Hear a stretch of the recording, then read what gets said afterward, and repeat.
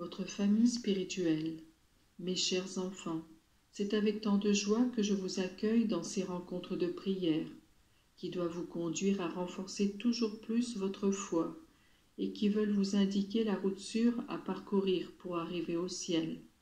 Mais je me réjouis surtout de vous voir ici unis fraternellement, comme pour augmenter cette charité qui doit vous distinguer et qui continuera à vous unir dans le ciel. Votre famille spirituelle n'est qu'une cellule de cette grande famille qui est le peuple de Dieu, l'Église, et une très petite partie de cette famille plus vaste qu'est l'humanité entière. En venant ici, vous devez vous proposer d'être toujours plus des membres vivants de mon Église.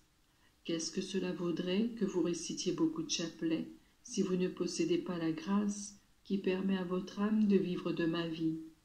Et qu'est-ce que cela aurait comme valeur de posséder cette vie divine si vous la laissez dépérir dans l'égoïsme sans vous préoccuper de la communiquer à vos frères par une conduite exemplaire?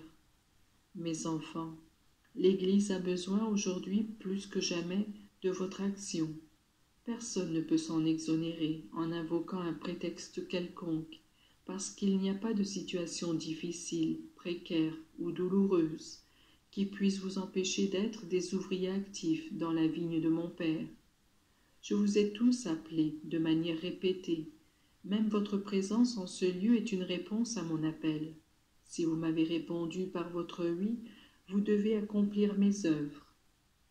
Regardez combien il y a de désirs de Dieu dans le monde, et combien de fois on le cherche là où on ne peut pas le trouver. Mes enfants, cette heure est l'heure de Dieu, ne la laissez pas passer.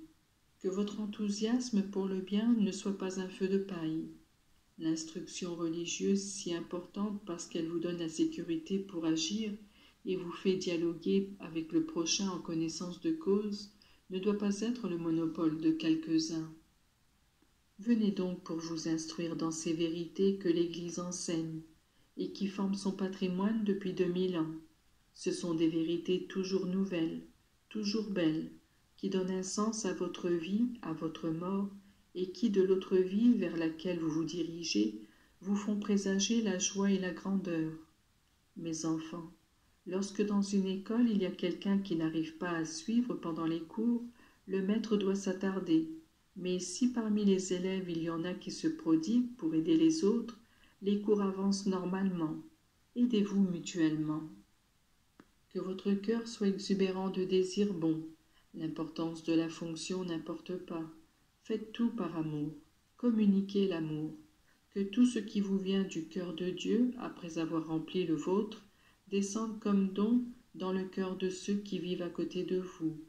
Ensuite, soyez aussi membres vivants de cette plus vaste famille humaine. Dans le monde où on aime trop peu, il semble que les ressources diminuent et beaucoup sont conduits à penser exclusivement à eux-mêmes. À mes yeux, il n'existe pas de différence d'usage ou de coutume, de langue, de race ou de couleur. J'aime tout le monde dans une égale mesure et sans distinction. Le Père a établi une loi en vertu de laquelle le nécessaire ne doit manquer à personne. Si donc il y a des peuples qui en sont privés, c'est le devoir de ceux qui sont dans l'abondance de leur venir en aide. Mes enfants, jetez un regard sur le monde, élargissez vos bras et votre cœur, comme pour aider toute l'humanité. Que cela ne se limite pas à être un geste symbolique, mais faites en sorte que cela devienne une réalité. Sachez avant tout oublier les petits soucis qui impliquent vos intérêts personnels et priez pour ceux qui souffrent plus que vous. Pensez à ceux qui sont privés des choses indispensables pour une vie honorable, aux lépreux et à tous ceux qui souffrent, à ceux qui ne sont pas libres de pratiquer leur foi. Croyez à la puissance de la prière et invoquez le Père en mon nom, pour qu'il pourvoie, console, aide et sauve tout le monde. Si cependant vous vous contentiez de dire quelques prières et que vous ne les accompagniez pas de votre sacrifice, ce serait encore trop peu. Le sacrifice est une force qui donne force. Quand une personne est très faible, on lui fait des transfusions de sang. Votre sacrifice offert est précisément comme un don de sang. Avec votre bol d'amour, représenté par une souffrance, par une humiliation acceptée et offerte, Voici que vous pouvez aider des malades, des pécheurs, des prêtres, des missionnaires, religieux et laïcs. Mais il y a aussi une aide matérielle que vous êtes tenu de donner, en utilisant tout ce qui ne vous est pas strictement nécessaire. Cette bonté qui vous rapproche des nécessiteux et qui donne de la joie à mon cœur, un jour au ciel vous trouverez la récompense de votre foi et de vos bonnes œuvres. Je vous bénis tous et je vous donne ma grâce pour que vous puissiez grandir en sainteté.